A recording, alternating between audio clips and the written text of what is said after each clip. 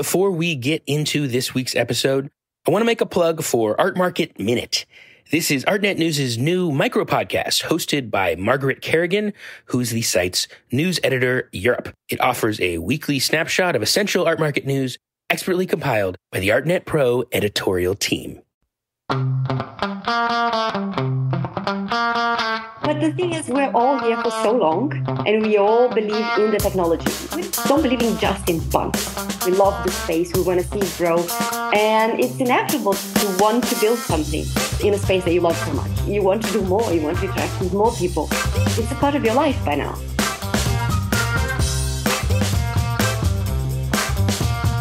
Hi, I'm Tim Schneider, and this is The Art Angle, a podcast from ArtNet News where the art world meets the real world, bringing each week's biggest story down to earth. In 2017, Canadian software developers Matt Hall and John Watkinson debuted what would become a landmark project in the early crypto art movement, the CryptoPunks. Released through their company Larva Labs, the CryptoPunks consisted of 10,000 unique collectible characters whose chain of title would be tracked on the Ethereum blockchain. Each punk is a 24 by 24 pixel avatar whose individual traits were generated algorithmically. From mohawks to shaved heads, from eye patches to colored eyeshadow, and even from human men and women to apes, zombies, and aliens, every punk is one of a kind, but all would look perfectly at home intimidating a businessman in a classic 8-bit Nintendo game. Although Hall and Watkinson kept 1,000 CryptoPunks for themselves, the duo released the other 9,000 punks for free to any Ethereum users willing to pay the gas fees to claim them back in 2017. But the punks' value on the secondary market and their presence in popular culture have exploded in the years since. In June 2021, a single alien punk sold at Sotheby's for $11.75 million. 2 months later, Visa paid $150,000 to acquire a CryptoPunk for its corporate collection, and at this September's Met Gala, Reddit co-founder Alexis Ohanian wore a badge depicting a CryptoPunk he bought for his wife, tennis superstar Serena Williams, because he thought it resembled her. But the CryptoPunks have also brought together a tight-knit global community who see the project and the wider crypto art space as so much more than a driver of record sales and red carpet moments. As part of ArtNet's effort to bridge the gap between the crypto community and the world of fine art, ArtNet's own Jia-Yin Chen recently held a roundtable discussion with 3 early collectors of CryptoPunks, also known within the community simply as OGs. They are B, one of the only known women among the original CryptoPunk claimants, Claire Silver, who is now a renowned crypto artist in her own right, and Mr. 703, who originally claimed well over 700 CryptoPunks and currently ranks as the 5th largest collector of the series worldwide. Jia-Yin connected with the trio over Zoom a few days before the 3rd annual NFT NYC conference kicked off in Times Square. Here is their conversation. Hi, everyone. My name is Jia-Yin Chen, and I'm excited to delve into the story of CryptoPunks with 3 wonderful punk OGs today, Claire Silver, Mr. 703, and B. Hi, everyone, and thank you for being on The Art Angle. Hi. Hello. Hello, hello. So I wanted to start with Claire Silver, a pink-haired punk as her avatar on Twitter. Claire has become such an influencer in the community. She's also an amazing AI artist, and NFTs have enabled a career for her that is otherwise impossible. Claire, you had an interesting introduction to CryptoPunks. Can you tell me about your story? I definitely can, and Mr. 703 may want to jump in here or not, but the basic rundown is that I had a life-changing illness and my prior career, and I sulked about it for a few years and was very online. And in the process of being online, I discovered crypto. I was in kind of a message board for people that were having a hard time, and someone popped in and said, hey, why don't you check out crypto? It's at least something for you to do. And so I started looking around, and I got really excited about a particular altcoin.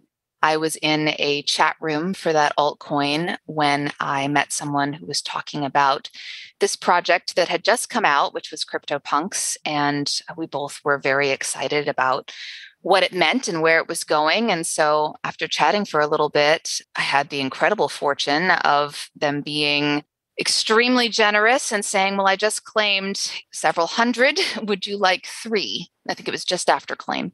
And so I said, sure, of course. And we agreed that I would hold them until they were in the MoMA. And that person turned out to be Mr. 703. So I held them over the years, never sold. And when this big amazing run-up has happened in the past couple of years, I sort of came back to the space and reconnected with Mr. 703 and got involved in the community. And I had taught myself to paint in that time, so it was a perfect fit to start making art in the community. And it's all kind of organically come out of that random act of kindness. So community for me was very important from the beginning because that's the only reason that I'm here at all. So definitely, yeah. Speaking of this mysterious collector, Mr. 703, we have the honor of having him with us today on the podcast. So Mr. 703 once owned 730 Punks. This is where his Twitter handle came from. So if you don't have an idea of how big of a whale collector that means, he's now still ranks as the number 5 biggest punk owners with 170 or so punks sitting in his wallet. So welcome, Mr. 703. Can you tell me a little bit about yourself? How did you learn about the CryptoPunks? Why and how you claim so many of them? Right. I have been in security pretty much all my adult life. And that meant, knowing about encryption, asymmetric cryptography, and that sort of thing, all technologies that in the end enabled the breakthrough that we now call blockchain. The first blockchain, of course, was Bitcoin. Then a number of derivatives came from that.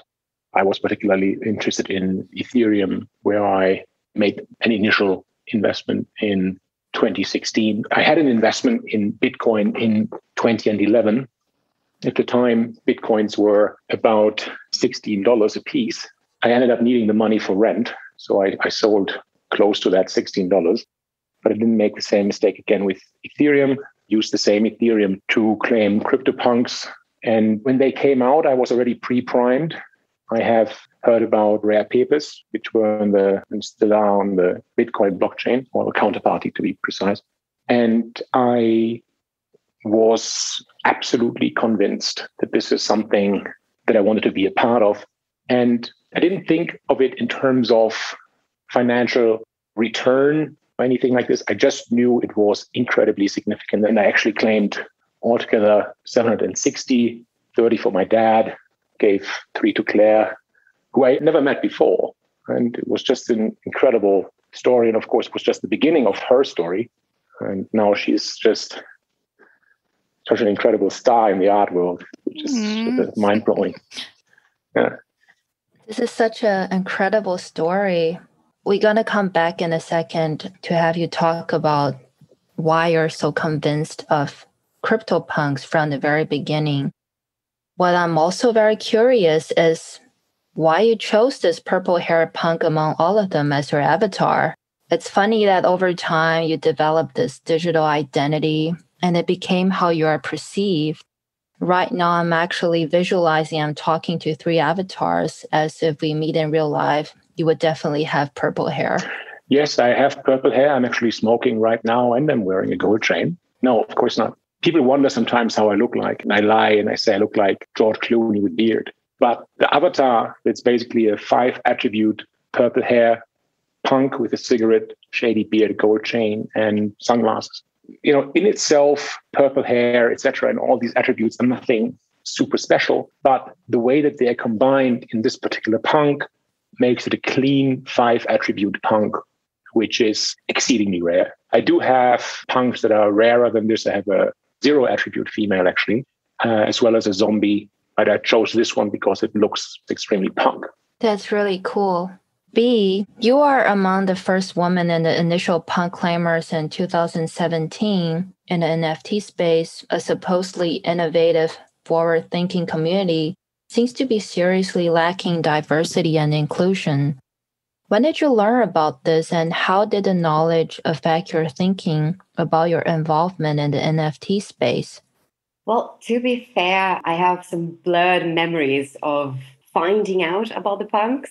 I remember claiming them very clearly, but not exactly finding out about them, which is, well, fair enough. It's been quite a while. And I was dormant for so long. And I know that there was at least one other woman that did claim some punks. She did sell her whole portfolio a while back, at least a year ago. So I don't know if she still follows the space. It would be really nice to have her reach out and see what happened, why she sold her whole portfolio. But I stuck around. I put one ape for sale. I had 4 apes, and I decided to put one for sale like 2 days after claim. Because as Ms. 703 mentioned, it had to be significant. It had to be something that we would know of and value in time. And not only, of course, the monetary value of it, but I decided to put that one ape for like 37 Ether, which was for something that was for free. It was a lot of money. And since then, I held on, and I just recently sold another one. I find it very difficult to let go of the punks. And also, I don't have as many as he does. So it's a tough balance. And why there's so few women? Well, there's so many issues there. There are few women in STEM. And whenever we try to enter the space, we're swimming against the tide. Nowadays is a little bit better, but still, like, you're a woman joining tech and, oh, are you sure it's a boys' club? The boys are doing this. Why don't you do something more feminine? Go be a teacher, or, I don't know, something more carer style. And also, you don't really hear about it from your peers, because most of your peers are also not into tech. So your circle very rarely bring this to you. Now that we have this thriving community on Twitter, for example, you get much more information from so many sources that you wouldn't have met otherwise, and connect with them and find out things that are going on in any of the spaces, be it Ethereum or Tezos or Solana, and find out what is going on. So it is a little bit more feasible. Mm-hmm. It enables more spread of knowledge, but it's still difficult for women to get into tech and to thrive into tech. But I'm happy to see this change. I totally agree with you. By the way, congratulations on your recent sale. I know it was a few weeks ago already, but it was a pretty decent sale.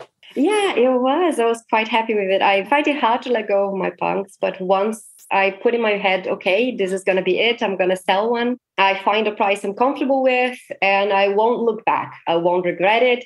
And although it was resold for a profit, if I hadn't sold it for 1,000 Ether, it wouldn't have resold for 1.6. So there are those benchmarks. It was the first zombie sold for 1K. And I'm happy to move the market in that direction. So I think it was a good sell, not just for myself, of course. It was definitely good, but also for the market. I think it was nice to see it moving again and bring zombies up a bit. So I think everyone won. You said it sold for 1,000 ETH. Yeah. And the value today, I think Ethereum, it would worth 3.5 million. Wow. That's really an incredible number. Yeah, well, that's the thing. Like I didn't sell it for 3.5 because Ethereum was cheaper back then. We had a dip. But although I keep using the Ether and, I have other projects that I'm investing in, so Ether prices are going up. So, gift that keeps on giving. So that's quite nice. The interesting thing about crypto coins, right? Well, in any coin really, but my sell, so the money that I got for it is increasing in value without me doing anything. It could, of course, have gone 180 degrees differently, and I could have just have 5 euros to my name, but luckily not. Definitely. Also, I know you're looking to swap your punk with cybercons. Tell us, what is your swapping strategy there? I'm not sure I'm going to go through with that, actually. Although the community was very welcoming, I have to say. They were super nice, and they explained several aspects of the project to me. I am not sure that's going to be my best strategy. I'm thinking about what swap is that I'm going to do, but I think I will. I think it's going to be an interesting diversification. Get into another project and swap it for a punk, and maybe someone that doesn't have a punk will join the community. So I think maybe everyone wins. So here's the question for all of you. At what point do you start to realize you're onto something? Tell me about your life after you claimed the punks. Did you quit your job immediately and became a full-time NFT evangelist? Well, I have to say I'm still not NFT exclusive. I have people working for me, and I'm not comfortable leaving my job without having everyone secure for the future. Once everyone's taken care of, and then I'll definitely quit, because this space is the best space to work with. It's the one space that you're always looking forward to coming back to. And yeah, this is what I want to do full time, definitely. So this is the thing. I still kind of have a very normal life. I haven't really changed my life. No one really knows that it's me walking around with, I could sell this ape for a few thousand ether as well. I don't feel like I need to change my lifestyle to enjoy all the things that NFTs have to bring. So it's going steady and slowly and well. So all the people around you, they have no idea that you are active punk OGs. No. Well, my tax accountant does. I don't know about you guys. I have a little bit of a different story. B, first of all, mad respect. I've just had a look at your collection. We haven't had the pleasure of interacting before, I don't think. No, it was the first time. And your collection is just beautiful. Oh, thank you. So quality over quantity. But I guess I was a bit late to the table and all the apes and zombies were taken in my case. Yeah, I claimed all these punks. And then I went to sleep for 4 years. My dad printed out a couple of punks. I had one on my desk reminding me that that's a thing. But I didn't join the community. I wasn't looking at prices. And just in early 21, actually, I was talking to my partner about various blockchains and also told her about CryptoPunks. And I showed her and I saw that there were some large bids on my punks, like $20,000. And I thought, wow, that's a lot of money. And so I accepted that. And then apparently after people realized that I had woken up as an account, and I learned later that I had a name and everything, and people were speculating about me and all sorts of things, because at the time I was the single largest holder of CryptoPunks. Within 24 hours, I received total bids of $750,000. And that's more money than I've ever owned in my life. And I thought, okay, this is crazy. Something else, I have to spend some time on this. There was some private negotiation with somebody from the DeFi community to sell a large share of my CryptoPunks for 3.7 million. And I looked at floor prices and I said, no, that doesn't make any sense. So I rejected 3.7 million. Wow. And entered the Discord, introducing myself with a signed message from my account, and then started to sell a large chunk of my punks. And if I held on to them, I would have seen probably bigger returns. But I did well with my investments, going into art blocks, rare papers, and others. So I'm definitely not complaining. Yeah, I quit my job for sure. I always felt a bit weird in the workplace, a bit like an alien in a human suit. So not having to do that on a daily basis anymore was a huge improvement of my quality of life. Yeah, and now I invested a bit of money into a nice castle in the skies, as I call it, a chalet in the Swiss Alps, working on some plans to implement some of the ideas that I have, see how that goes. Wow, that's really amazing. So I have had my life completely changed by this movement. I was unemployed before. I come from a background of disability and generational poverty. I grew up in a flyover state with not many opportunities. This has become my job and my tribe, so to speak, and just my all-consuming passion. And I owe that to, again, this random act of kindness a few years ago from Mr. 703. So it's very important to me to pay it forward, basically, with emerging artists from similar backgrounds going forward. I'm selling my work. I was afraid to show it to anyone for a long time, and now I have it going up in Times Square next week. So it's whiplash, right? But in the best way. Got this digital identity that is worth more than any amount of money to me. I'm selling, my work and other NFTs, but I'll never, ever sell my pink-haired punk. It would feel like selling my soul at this point. It's so attached. It's not possible to disentangle. Going from not being able to buy a coffee maker to buying my mom a house in a matter of a few months, just completely life-changing. So I'm super evangelist about this space because I know what it can do. Almost nobody knows in real life. There's a handful of family members, but otherwise I've kept it quite anonymous. So it's cool because I sort of get the benefits of the success that I found here, but I still get to retain that privacy, which keeps me safe and keeps me grounded and comfortable.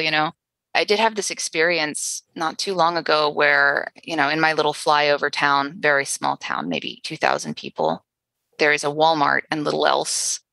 And so I walked into this Walmart and I had this sort of out of body experience where I realized I could buy anything I want. I can take care of my needs. I can buy gifts for my family.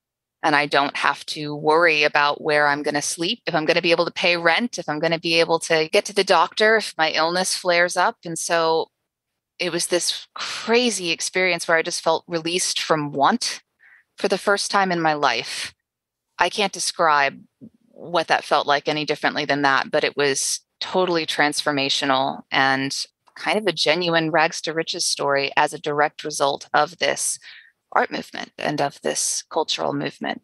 It's very important to me to, again, pay that forward and to focus on emerging artists and voices that are not typically served by the structures that are in place and help as many people experience that as possible because there's nothing like it. Yeah, I'm so grateful for this place. This is a really amazing story. Thank you, Claire. Community is the most valuable aspect of NFTs. Without the community, NFTs have no value. This is a quote I like from Koopa Troopa. For those who don't know, CryptoPunks have a very active online community, primarily on the Larva Labs Discord channel. The creators Matt Hall and John Watkinson have stayed pretty hands-off, and it's the punk owners that have kept the community alive. Claire, tell me about the punk community.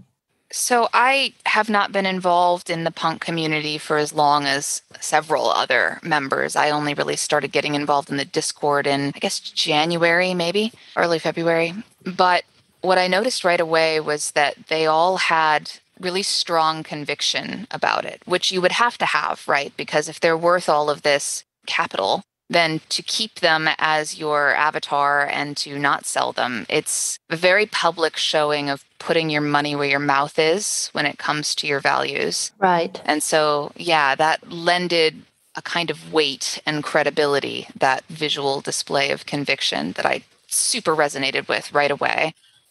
Being a member of this community has opened more doors than my degree ever did, than my prior career ever did. There's more doors than I can walk through at all times. The network that they have built of believers in this from all walks of life and all positions is just incredible. And the price of membership is that you have a punk, put your money where your mouth is and have a punk.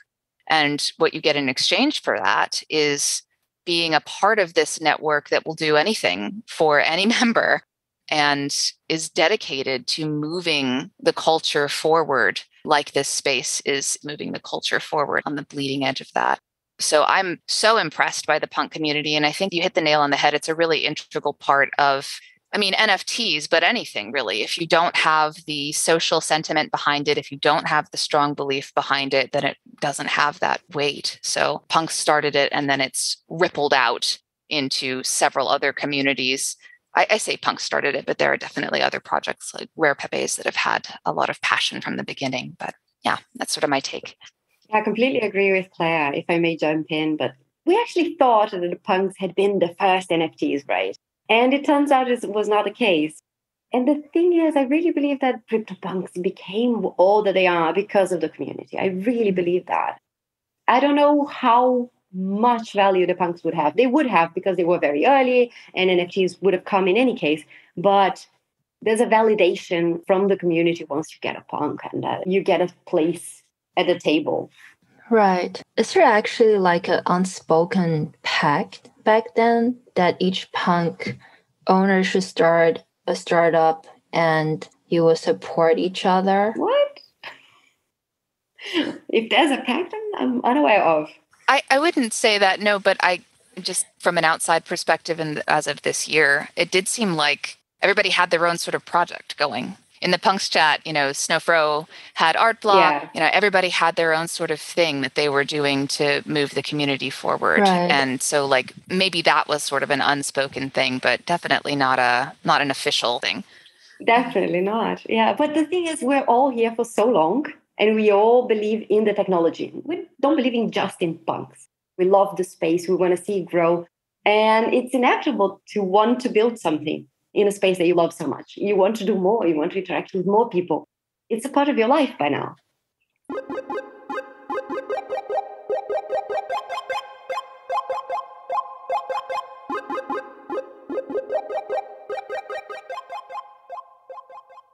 So what's so special about owning a punk? I always see people use their punks as online avatars on social media. As a punk owner, I assume you get a lot of freebies and exclusive opportunities. Some say it is a form of social currency. I don't know that somebody owning a random punk, getting freebies or special treatment or something like that. But I can tell you from my own personal experience today that when I saw B's ape, I thought, is that person really owning that ape? Immediately I thought, okay, wow, this person's serious. I better be careful. So I guess it's a question of you see a particular PFP project as an avatar for an individual and I'm not very susceptible to this, so I'm not a good person to judge what the effects are there. But I witnessed it today, just now with B. So certainly, there is something like this that's real, for sure. I agree with Miss 703. But it is something that when you see the punk, it's someone that either has spent a lot of time holding it because believed in it, or is someone that invested a lot of money to have a seat at the table. So I think those are the two things that it conveys immediately. And it has some weight at least. But about the freebies, I think also most punks would like to pay their fair share. We don't want to take away from the community and just get stuff for free. If we do get something, we'll probably pay the artist anyway. I sometimes commissioned work and the artist said they didn't want anything for it. I'm like, oh, no, let's get something for it. Even if it's low, but it's something. I feel like I'm taking advantage because I'm in this position of privilege. Yeah, it makes me uncomfortable. Exactly. Yeah, no, I completely agree. It makes me a bit uncomfortable Yeah, as well. it feels sort of like, artists have been told for so long that their work doesn't have value, that they're just like gifting it, and it's like, no, we're trying to break away from that. Let me pay you for it. But the exception would be, and sometimes I do pay for fan art, but they don't always let me do it. But I do get a lot of fan art, and I love the idea, the sort of like meme idea that you can have something or create something and it filters out as an idea to create more art that they just want to share with you. And then, you in turn share it with everyone else so that it can be seen. So I do love that, but I do try to pay them. They don't always let me, but I hope artists can value themselves more after this movement really takes hold, gets traction. Yeah, I know as a punk owner, you also receive meat bits for free. And I also heard from Nifty Nault. He told me if you own an ape, there are just so many doors are open in front of you. You can basically get to talk to anyone on the internet. Do you have similar experience? I don't own an ape, but what are these kind of EFPs are status symbols? What is the purpose of a status symbol? It shows two things. A, the person that is displaying the status symbol is not afraid to broadcast that they have something of extreme value. In the case of an ape, I don't know, how much you value your ape. I know Moxley is, in a similar position, and it's in the order of 30 million. I think he has it today at like 19,000 Ether. So when you have that as your profile pic, that is like walking into a watch shop with a watch on your arm that costs $1 million. You're going to be treated very, very differently. Right. Because people know immediately this person is very serious and has serious resources. I don't want to put anybody down who is owning or buying a PFP for a lot of money, but it's just a lavish display of resources. I have an ape and I completely agree with you. It is a lavish display, but it shows that I value my place in the community more than the money that it could generate me, basically. I don't think it puts down. I completely agree with you. Yeah. Yeah, but people resonate with this on different levels. On the one hand, people say, "Oh my God, you own an ape," and then they adore you because it's a CryptoPunk ape, or a clean 5 Addy, or Claire being Claire, and so on and so on. And other people, they see this and they say, "This costs more than 10 houses," and that does something to people interacting with you for sure. Yeah, it's also sort of like there's the status symbol, of course, but I've been thinking lately about how it's kind of like organizing primitive culture for this increasingly rapidly coming digital world that we're all going to be inhabiting, right? Like it's status symbols, but it's also forming tribes. You belong to a community. You choose your community and you belong to that and you signal that. And you've got tribes, and then you've got art, cave paintings, and you've got idols, and you've got storytellers, and it's all just kind of in the soup mix towards this cultural revolution that we're having digitally. Yeah. And it is one flex to buy an ape for 30, 50, $60 million that gets a lot of attention. And we have some high profile individuals in the community that have done something along those lines. But it's a completely different kind of flex to say, I minted that. Oh, I claimed that. Very few people can say that. Yeah, it's a bit like I birthed it, I was there from the beginning. It was always me. Yeah. I can sell my other 2 apes. I don't know when I could ever sell this one. I won't say never, but it's me. People look at that and say, okay, yeah, that's me. So it's difficult for me to imagine a crypto life without this ape. I'm its mom. Yeah, we've been together from the very beginning. Yeah. Yeah, digital identity is wild. Right? It is absolutely wild. With digital property, digital anonymity can still be represented with something meaningful and valuable in the form of these kind of PFPs, which is something that has not been possible before. And that has impact on identity as well, and everything that flows from that. Right. That's very true. I totally agree with you. So here's our next question. Some people say punk millionaires are simply having gotten lucky, like one of these stories of the Wild West. How would you respond to that? Oh, goodness. Luck is having the knowledge and the opportunity together, right? So it's not just simply that it fell on our laps. We had the knowledge to be at the right place at the right time and claim them, but we also stuck. We didn't sell them at the first chance we got. So I think that's also very important to keep in mind. So it's just plain dumb luck. I cannot agree with. It was a little bit to be at the right place at the right time, but also some forward thinking, some long-term thinking that this had to be something and to stick with it. Yeah, there are definitely very talented artists and very forward-thinking people that did not end up with a punk. So there is some luck involved, but it also, not to toot your own horn, so to speak, but it does take a certain amount of vision to be able to see what's coming and not take the money, basically. I like to say that I'm just early enough to things to be mocked for it, generally. And thankfully, there's a whole community of people like that here that have that same sort of forward thinking process and believe in it. The punk has made a huge difference for me. I'm not naive enough to think that my art would be as well received initially if I didn't have that punk. But at the same time, you can use that power to elevate people that didn't have that opportunity or weren't able to capitalize on it at the time. I wouldn't say it's just luck. It's definitely not luck.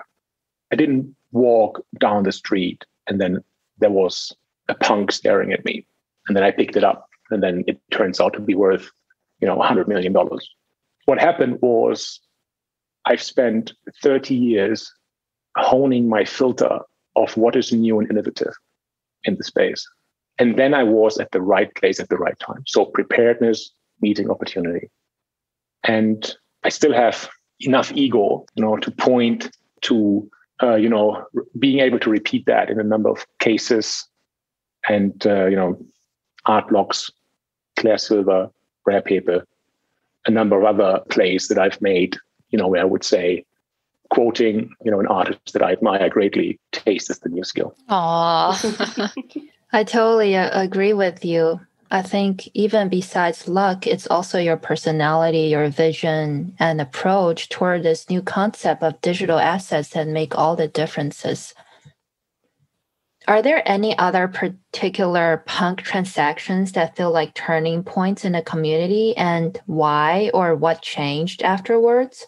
I know that G Money, another NFT punk collector who spent $170,000 in January on a CryptoPunk. It was a headline-making prices that time. So can you tell me about the story of another meme collector, Punk 4156? Claire, you wrote an interview of him back then. I did. I don't know enough, actually, about 4156 background, other than I know he was in some sort of traditional finance and I think DeFi as well. And when he saw the punk that he ended up purchasing, he immediately was so excited by the concept of building a digital identity around that punk and immediately saw sort of what could come from that, super visionary in that way. And so that's exactly what he did to great effect. It's a really new thing for abstract concepts without physical counterparts to have like concrete financial agreed upon value. But I think it's graspable to anyone that's grown up with the internet. And that's why perhaps some of the millennial and Gen Z generations have had an easier time with it. But another prominent example recently I can think of was the punk Richard was offered close to 10 million. He had made a statement online that he wouldn't sell his punk for any price, that he was priceless, basically. And someone put in a bid of like $10 million and said, hey, come on, Richard, let's test your metal. Like, wouldn't this be great? And he didn't take it. And the reason that he didn't take it is because he saw his digital identity that he has built up as having more cultural, social, and eventually financial value than that concrete $10 million figure over the course of his lifetime. In general, I think that the community has just sort of agreed from the beginning, like these are worth more, these are important, these are foundational to an art movement that will shape culture for decades or centuries to come as we move more digitally. And so they have more value and they've acted on that. It's kind of organically grown over time. And as more interest from outside has come in and agreed upon that, it's gotten bigger and bigger. And yeah, I think that's now rippling out to the whole NFT space, but CryptoPunks was probably the first real visible example of that. Mm-hmm. Yeah. Does anyone know the story of Stray Bits? Stray Bits has one of the wildest stories I've ever heard. He was working as a hacker in the cybersecurity space and at some point quitted his job overnight and moved to Sri Lanka to live a nomad life. He almost owned all the rarest punk at one point. He claimed 7 out of 9 alien punks and he owned 8 out of 24 ape punks. What's really interesting is that although he owned so many punks, Stray Bits believe that it's pointless for one person to hoard all these CryptoPunks. People should let them circulate and enjoy them, which is why he decided actually to sell a lot of them. He even gave away an alien to a monk that he met in the mountains of Sri Lanka after they chatted about blockchain technology. The punks market will not be the same if it's not because of Stray Bits, many people said. And the current market would not exist if there were no transactions. A market needs liquidity to grow and by placing the punks. Yeah, I know Stray Bits, or as he's called in Discord, Moxley, pretty well. We had a number of calls and advised each other on a number of occasions. He's the resident Zen monk of CryptoPunk Discord. All around fantastic guy. Recently sold one of the Tirara bandits at Sotheby's, got a bit of a raw deal there. Yeah. As the punk sold for what I've heard, 30 to 40% below floor. Floor is like the accepted base for a particular type of punk. Mm-hmm. When I sold a bunch of punks, I think it was around about 100, pretty early on in February to Flamingo DAO. It could be argued that I sold way too early and if I would have held on to them, there would be way much more worth now. The other hand, without Flamingo DAO creating this sense of FOMO in the market, we wouldn't have seen that kind of attention and run up. So there's a lot to it. Of course, they have to circulate. If nobody would have sold from the very beginning, punks would be nowhere. Completely agree. We have to have both. There has to be some people that hold, not all of the punks that they have, but some of them. It's healthy to have people selling and other people buying and joining and leaving the community. It keeps everything fresh and everyone on their toes. And the sales that he had with the apes and the aliens, they moved the market. It was important to have that too. Okay. On the trading floor, people say the market is always right. On the other hand, beauty is in the eye of the beholder. When people call NFTs the tulip mania of the 21st century, some people even say NFTs are the ICOs in 2021. Tell me, where do you see the punks and the NFT space in 5 to 10 years? Speaking artistically, culturally, financially, will NFTs be one of the centerpieces of the Roaring 20s? Yeah, the tulip mania, the problem there was that you could just, replant the tulips and you got more tulip bulbs, which was, what was traded in these high rates. Can't do that with punks. Punks, they're always going to be 10,000. I think a couple are inaccessible due to lost wallet keys and having been burned accidentally. So we are talking maybe 8,000. Is it like the ICO mania of 2017? In a sense, what followed CryptoPunks, yes, that's true. I think punks are the Ethereum, and the ICO mania was very much about the next Ethereum. And the ICO mania of 2017 wasn't all bad. We got Polkadot. I participated in the ICO there. It's one of 2 ICOs I participated in. So we are experiencing something that is similar to the ICO craze of 2017, but that will fizzle out eventually. There will be few projects left standing. One of them is going to be punks. Beauty being in the eye of the beholder, in the sense that is true, but I think beauty is objective, especially over long periods. But punks don't have to be beautiful. They have been first. You can only do that one. Generally, what I see this as is sort of a generation's culture as economic model. A generation is sort of coming of age and they value creatives. And they grew up with meme culture and the internet and file share culture and the idea that you can share something and resonate with it and it doesn't detract anything from the original. In fact, it elevates the original. So the right-click save sort of argument or the tulip sort of argument, I don't think it holds much weight. I think it looks that way to people because it's new. It's a new art movement, and the first works in any art movement are called not real art, right? Like the realists said that to the Impressionists, and the Impressionists said that to the abstract artists, and it's just sort of a rite of passage that comes along, but this is an art movement. And it's more than an art movement, too. Like, it's tied into things like digital identity, which is going to become a bigger and bigger part of our lives as we move more into the metaverse. That's a way that you can choose who you are and how you're seen, and your ideas, your inner self, are the focal point, which is much more fair and inclusive than the random lottery that you're assigned at birth. That's going to be a big part of this NFT movement. It's going to transform intellectual property and copyright in general, and that's going to ripple out to broader culture to make things more about sharing, more online, more collaborative and inclusive. Yeah, I think this is just the very cusp of something that's going to absolutely transform culture globally. Yeah, the tulip argument doesn't hold very much water with me. I also expect that we use NFTs and that we use contracts on the blockchain for so many other things in the future, and that this technology will be everywhere and it will just permeate through people's lives.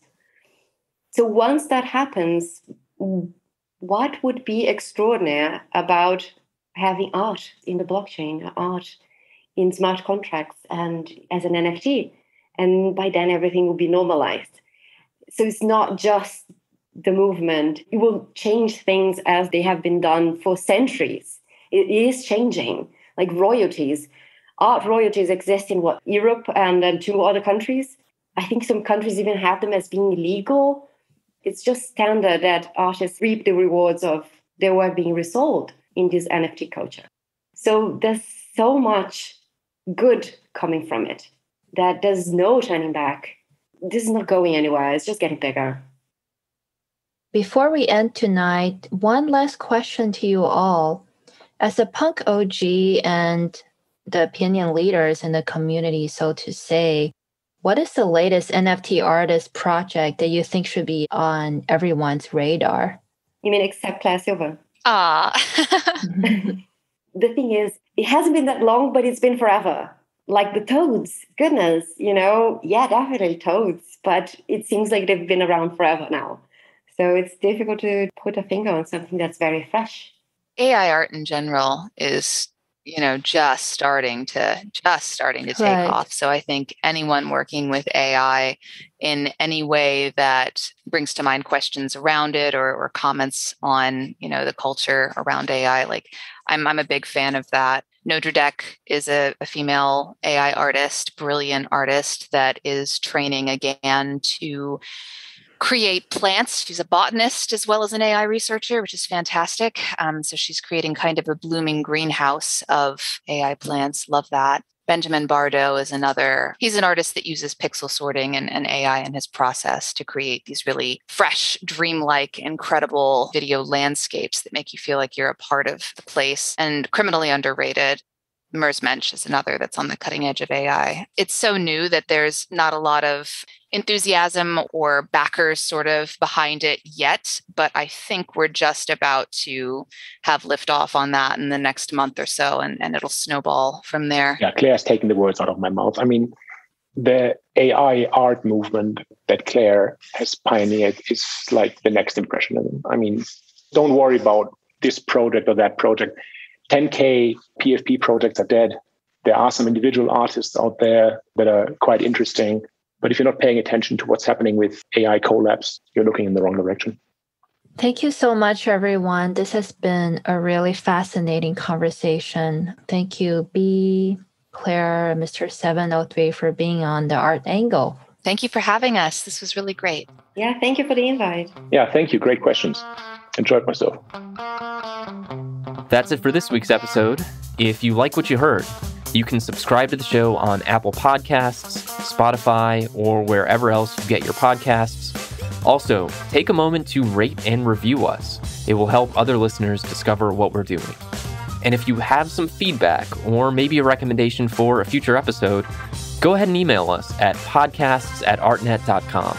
That's podcasts@artnet.com.